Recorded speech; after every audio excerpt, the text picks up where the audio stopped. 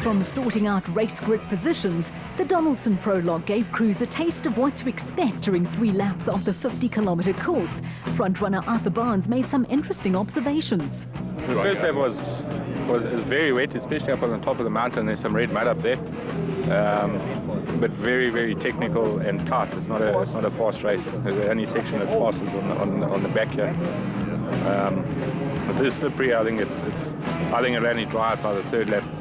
So we're going to have to take it easy, but it's quite rough. So I think if we want to finish today, we're going to have to race with our heads instead of our feet. As is the case with the ABSA Off-Road Championship, races are run in real time, with cars starting according to their Donaldson Prologue times. This provides for plenty of action and close racing from the word go, with the opening stretch on the time trial route the dustiest section of the course.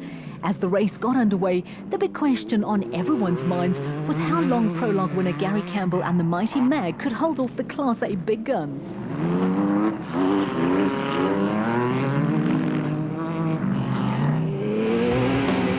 Barring accidents and breakdowns, there were unlikely to be any early changes in pecking order while crews worked their way through the stadium section. It was out on the course that Gary Campbell was going to feel the pressure from the Class A runners. And with only 3 seconds separating the first 3 Class A cars, the situation at the front of the field could not have been more interesting. There was likely to be some fierce competition in Class B, but the opposition would have to go some to catch Campbell. The first lap of the Roco 250 in the KwaZulu-Natal Midlands, and it did not take long for Reg Sutton and Rob Hanbury to catch and pass Prologue winner Gary Campbell in the mighty Mag. The Class B leader was also starting to come under pressure from Arthur Barnes and Anthony Usher in the bat, and there was no way Campbell was going to be able to hold off the bigger and more powerful Class A cars.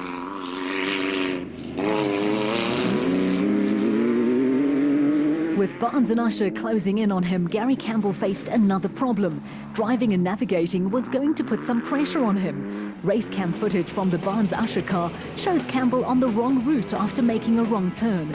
It was an error that saw Campbell hand second place to Barnes and Usher, with the Class B leader now being chased by Daniel Brooks and Rob Alexander in the Ducatis bat.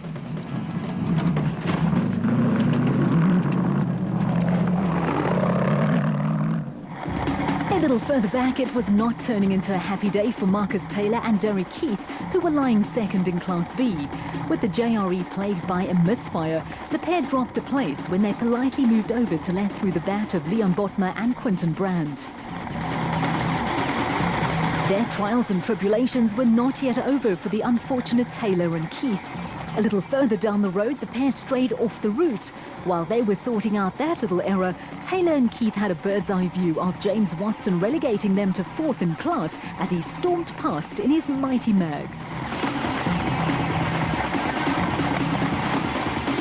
A 6-sounding JRE only added to their woes, and after starting the day 47 seconds behind Class B leader Gary Campbell, the unfortunate Taylor and Keith were now nearly 7 minutes in arrears.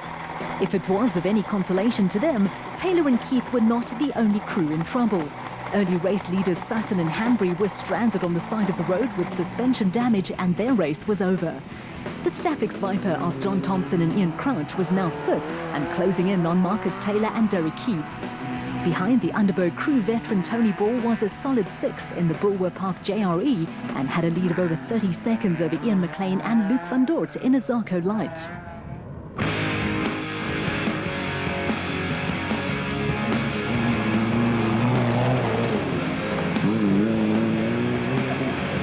There were plenty of former competitors and off-road enthusiasts along the route enjoying an early summer's day in the sun. Also enjoying themselves were Mark and Sherry Mumford, who were running at the front of the clubman class in the Marco.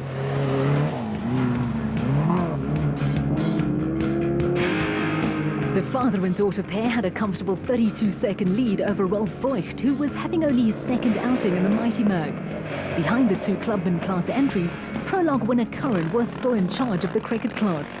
Curran was now nearly 7 minutes ahead of George de Jager, who had lost ground during the first of the 2 laps the crickets would complete.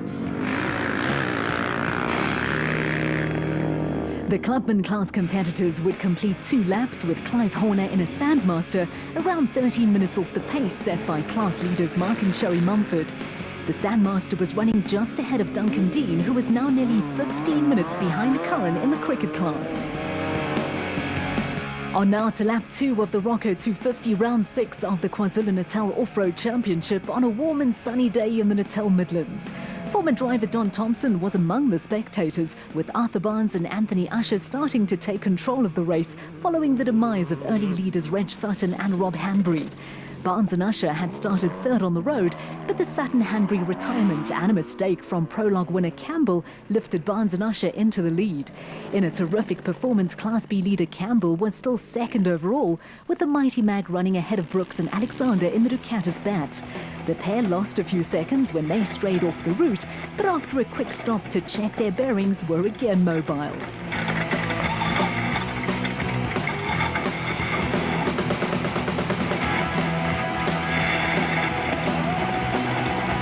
After starting the day third in Class B, the back pair of Botma and Brand had picked up a place when Marcus Taylor and Derek Keith ran into trouble and were just over 4 minutes behind class leader Campbell. Botma and Brand had around 2 minutes in hand over third place James Watson in another of the impressive single-seater Mighty Mags. With the Clubman class entries required to only complete 2 laps of the course, the father and daughter team of Mark and Sherry Mumford were heading for victory in the Marco. The Mumfords were just over a minute ahead of Ralph Voigt, who had given them a run for their money in another Mighty Mag. Also heading for victory was Roger Curran, who dominated the cricket class on the Donaldson prologue and in the race. Curran was now more than 8 minutes clear of George de Jager. It was also a nice day for flying, but down on the ground, perseverance was the name of the game, with Clive Horner soldiering on to finish a lonely third in the Clubman class. At the end of the second loop, there was a compulsory 15-minute halt for the Class A and Class B competitors at the designated service park at the Sierra Ranch. After a lucky escape out on the route, Gary Campbell was a relieved man. Yeah, I had to, it was either a roll or a fence. I'd picked the fence. But hooked into a caution and nearly went over. For Gary Campbell's service crew, untangling barbed wire fencing from suspension bits was a tough job, while Reg Sutton gave reasons for his retirement. Yeah, unfortunately we broke a front upright just about 500 meters from the end of the first lap, and there's no ways we can repair it, so we out. The final results in the cricket class reflected a comfortable win for Roger Curran after a dominant performance. He came in 8 minutes ahead of George de Jager, with Duncan Dean a long way behind in third. On the Clubman's front, victory for the Mumfords by just over a minute from Ralph Voigt, with Clive Horner a distant third ahead of Kim Hunter and Brett Holtz.